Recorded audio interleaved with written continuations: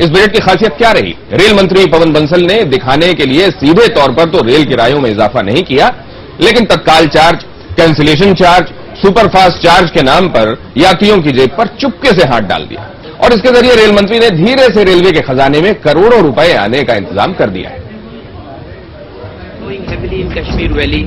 जैसी की उम्मीद थी, रेल मंत्री पवन बंसल ने यात्री किराए में कोई बढ़ोतरी नहीं की, लेकिन उन्होंने यात्रियों की जेब से माल खींचने के लिए और तरीकों से ऐसा जाल बिछाया कि बगैर ज्यादा रुपए दिए कोई भी यात्री ट्रेन में सफर कर ही नहीं सकता।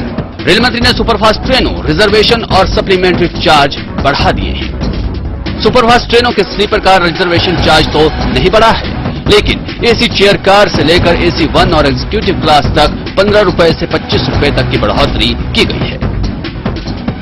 इसी तरह सुपरफास्ट ट्रेनों में सप्लीमेंट्री चार्ज के नाम पर 50% तक की बढ़ोतरी की गई है।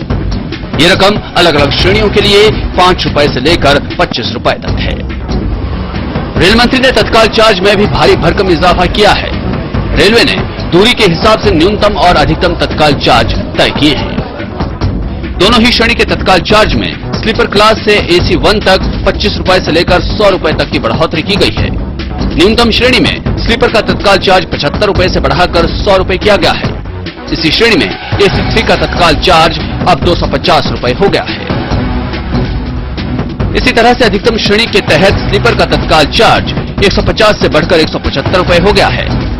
तो एसी 2 और एग्जीक्यूटिव श्रेणी का अधिकतम तत्काल चार्ज 400 रुपए करने का प्रस्ताव है।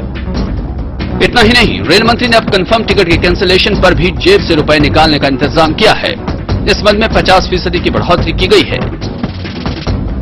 स्लीपर क्लास का टिकट कैंसिल करने पर पहले 40 रुपए कटते थे, अब 60 रुपए कटेंगे।